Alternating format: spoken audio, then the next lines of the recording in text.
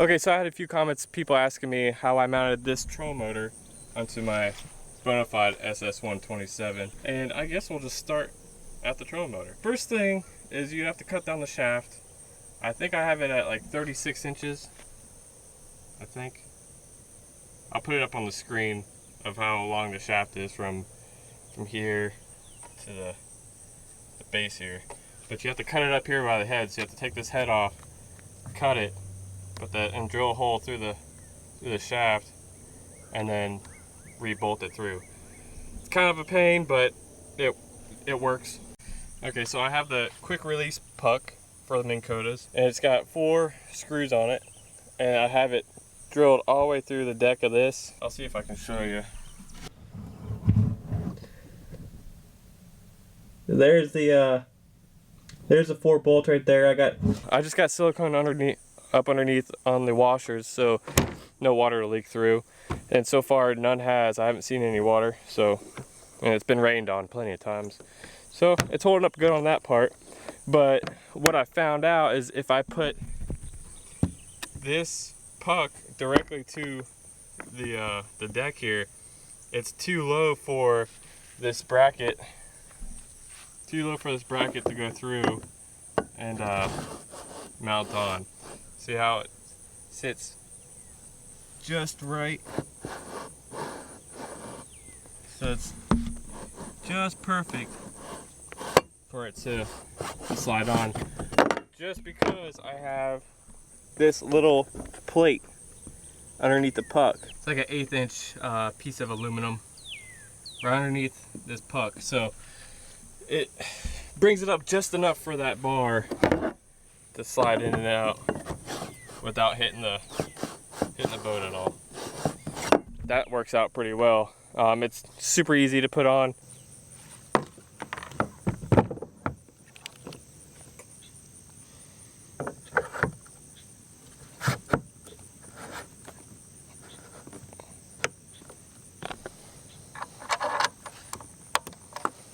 I'll show you what it looks like deployed. Okay, so this is what it looks like deployed. The only thing I had to do is, because I have this too far back, is I had to take off the handle, the original handle, which is like a fixed handle that doesn't like bend and stuff like this. It's just a fixed handle, and it was in the way of the shaft. So what I did is I took the handle off. I bought a generic handle from Walmart that, you know, that's loose, kind of like that, bolted on, and yeah, it works fine. I haven't had any problems with it. So to where I plug this plug in, I cut it down to where it's just long enough to reach this plug right here.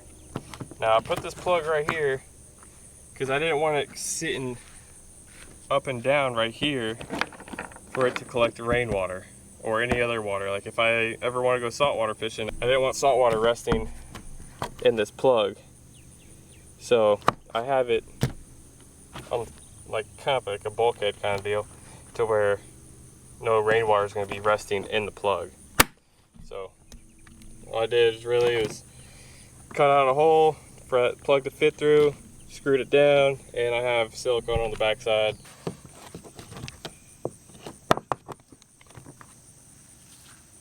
I don't think there's really much else to just the troll motor part. Okay, what I have is the Energized Outdoors 55 amp hour 12 volt battery. It's only like 15 pounds. It's not heavy at all. Up here it shows a little thing of battery life. I don't know if I can get that. 100%. Toggle it to see what kind of degrees Celsius you're at. 23, I don't really think that matters.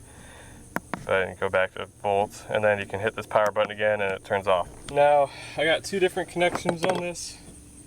This one's for the troll motor, which connects to the plug, and then this one is to charge it. It lasts me just about all day if I'm smart with it.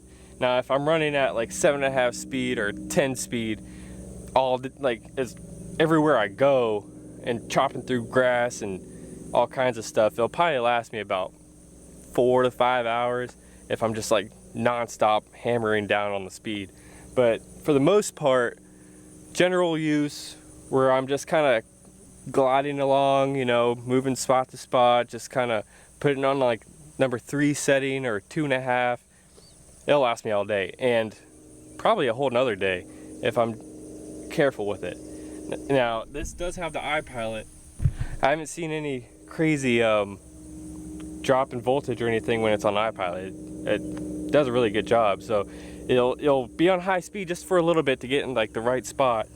But once it gets into the right spot, it goes down to where it needs to be, and it doesn't drain the battery at all.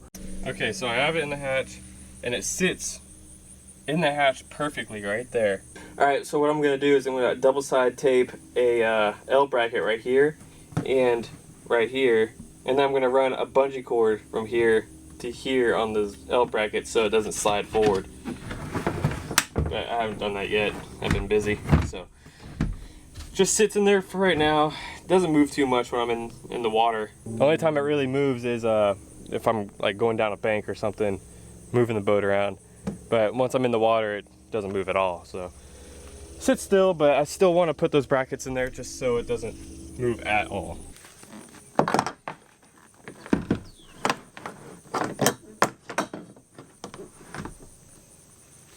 Okay, so what I do have is a breaker for the trolling motor, just in case I overpower the trolling motor. So that will pop before I mess anything up on the trolling motor or on the battery. So that's just a really good insurance on everything, so it just protects everything. Alright, so there's the plug for the trolling motor. Positive runs to one end of that breaker, and then another positive comes out to the quick release plug, and then the negative from this plug goes to the negative of that plug. So the only positives are going to that breaker. So, and then once I connect this plug to that plug, it's ready to go.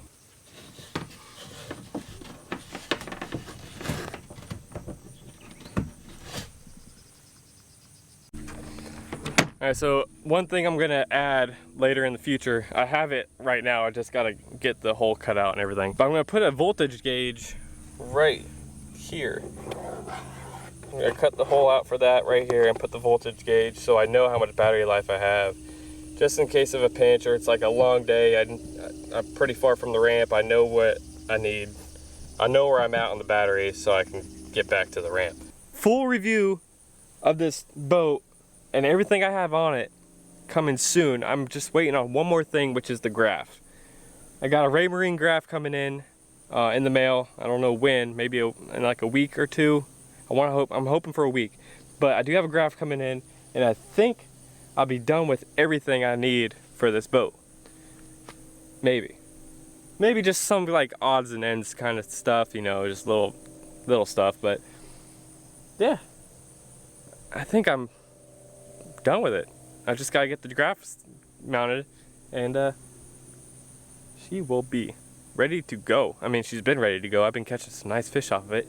So anyways, I hope you guys enjoyed this installation kind of walkthrough of what I did. If you have any questions on any detailed questions on how to mount this, just comment down below and I'll try to answer it to the best that I can on specific things that you might need to know. I hope you guys enjoyed. If you did, leave a like on the bottom. Subscribe if you haven't subscribed yet, and I'll catch you in the next one.